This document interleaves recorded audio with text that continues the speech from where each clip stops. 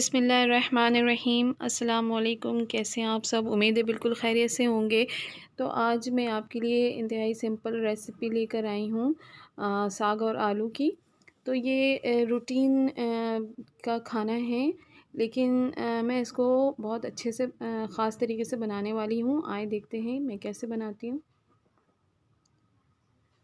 तो मैं जिस तरह से बनाती हूँ, तो मैंने सोचा कि मैं आप लोगों के साथ भी शेयर करूँ कि मैं इसे किस तरह से बनाती हूँ। इस तरह से ये बहुत मज़े का बनता है और इसके लिए सबसे पहले आप साग कोई सा भी यूज़ कर सकते हैं। तो साग और आलू का जो ये सब्ज़ी सालन है ना, बहुत मज़े का बनता है और बहुत ही क्विकली बनने वाला रेसिपी है ये। तो मैंने सबसे पहले यहाँ पे अपनी कढ़ाई में 3 अदद साबित ऑयल डाला है और उसमें 3 अदद साबित मिर्च डाली है। हमारा ऑयल हल्का गर्म हो चुका है, तो अब मैं इसमें 3 अदद प्याज कटे हुए मैंने डाले हैं।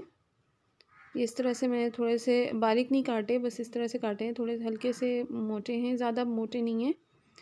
तो मैं इसको मैं हल्के आंच पे फ्राई करूँगी। मुझे ज़्यादा इसको फ्राई नहीं करना है, बस गोल्डन ब्राउन होना चाहिए। तो साग अलग-अलग तरीके से बनते हैं। कोई गोश्त में भी मैं बनाती हूँ और सिंपल दाल के साथ भी बनता है, दाल साग शायद उसको कहते हैं। और इस तरह से भी बनाते हैं। बहुत सारे लोग मुख्तलिफ़ तरीक़ों से साग बना के खाते हैं। साग सर्दियों में बहुत ही मज़ा देता है। तो साग को पकाने के बहुत डिफ़रेंट अंदाज़ होते हैं, हर कोई अपने तरीके से बनाता है।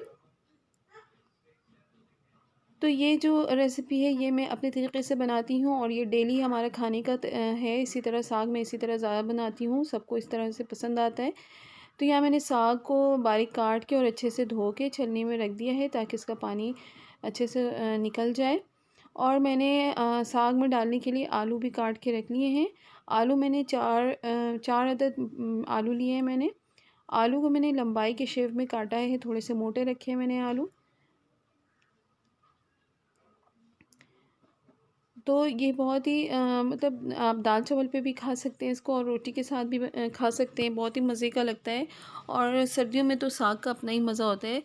तो ये मैंने आलू इस तरह से काट लिया और मैंने धो के इसको रख लिया है अच्छे से।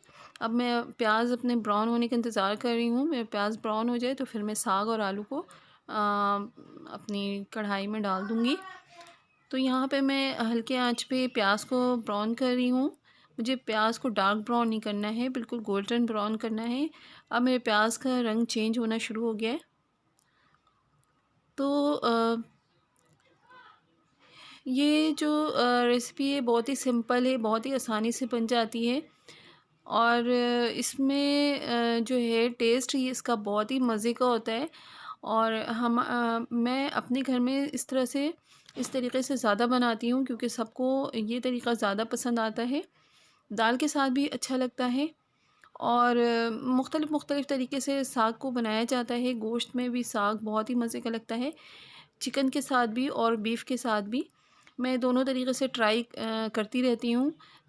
चिकन के साथ भी बहुत ही मज़े का लगता है और गाय के गोश्त जो होता है ना, उसके साथ भी बहुत ही मज़े का इसका फ्लेवर आता है।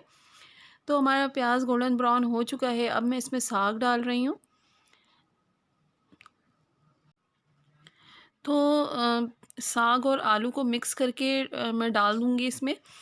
तो इस तरह से ये बहुत ही ईज़ी खाना है, बहुत जल्दी बन जाता है। बहुत सारे लोग इस तरह से बनाते भी होंगे और मैंने सोचा कि मैं ये वाली रेसिपी भी शेयर कर दूँ, कि जो इस तरीके से नहीं बनाते होंगे वो भी इस तरह से ट्राई करके देखें। बहुत मज़े का लगता है और बहुत ही ईज़ी है इस तरह से बनाना। और साग को इसका जो पानी है ना, वो हल्का-फुल्का जब हमारा पक के तैयार हो जाए ना, तो उसका थोड़ा-सा पानी इसमें, ये पानी बहुत ज़्यादा छोड़ती है, तो इसमें हम पानी ऐड नहीं करेंगे, ये अपने पानी में ही गलेगा। और एंड में जब ये तैयार होगा ना, तो उस वक़्त भी आप देखेंगे मैं ज़्यादा इसमें पानी नहीं रखूँगी, लेकिन ये पानी छोड़ती है।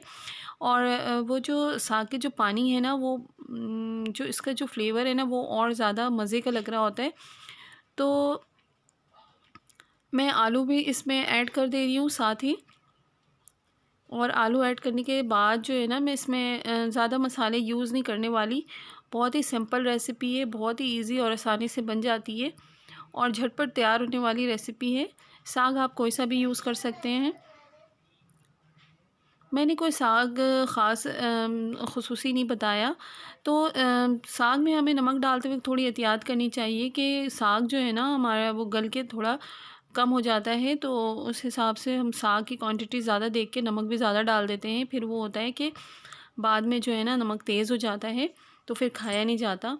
तो साग की जो है ना नमक थोड़ा-सा हल्का रखना चाहिए। और यहाँ मैं हल्दी डाल रही हूँ।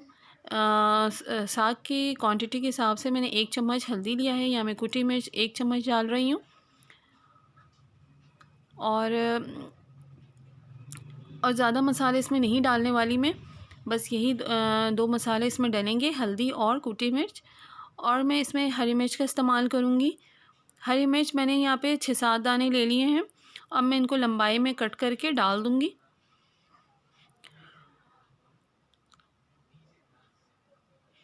बहुत ही आसानी से तैयार होने वाला है ये, बहुत ही ईज़ी। जिस दिन बंदे को समझ ना आए ना कि क्या पकाया जाए, ये रोज़ की टेंशन होती है, उस दिन ये आप ट्राई कर सकते हैं। बहुत ही मज़े का और यम्मी होता है। और मज़े की बात है कि ये सर्दी में बहुत ही मज़ेदार लगता है खाने में। तो मैं इसको अच्छे से मैं ऊपर नीचे चला लूँगी, मिक्स कर लूँगी सही से, ताकि सारे मसाले बराबर मिक्स हो जाएँ अच्छे से साग और आलू में।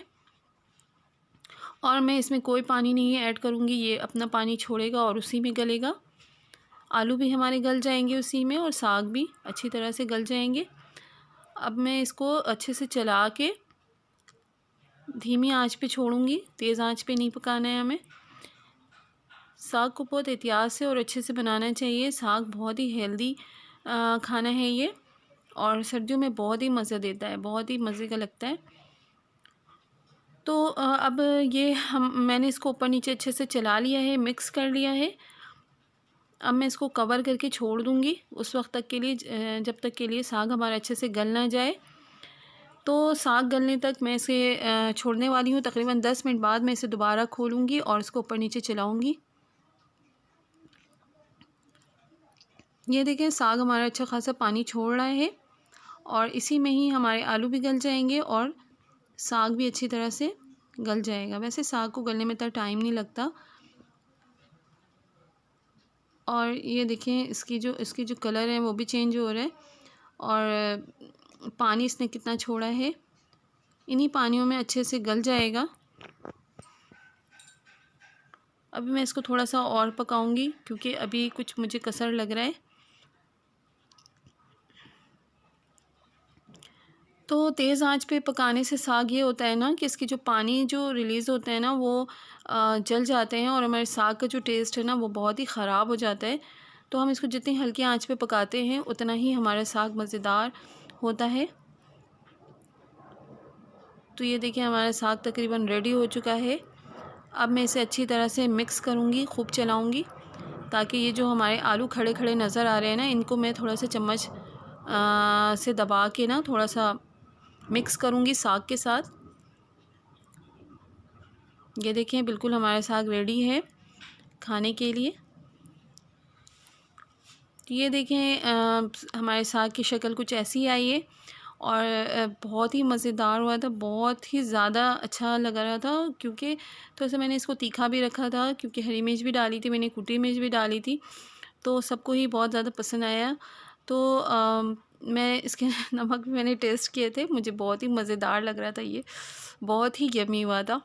तो साग ऐसी डिश है ना कि हर किसी को पसंद आती है, बस इसको पकाने का थोड़ा सा तरीका होना चाहिए, और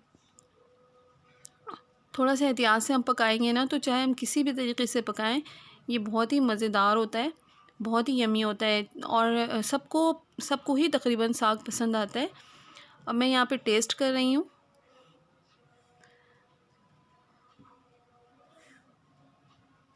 बहुत ही मज़ेदार और यम्मी हुआ है, नमक भी बिल्कुल ठीक है, और नमक डालने में बहुत एहतियात करनी चाहिए साग में।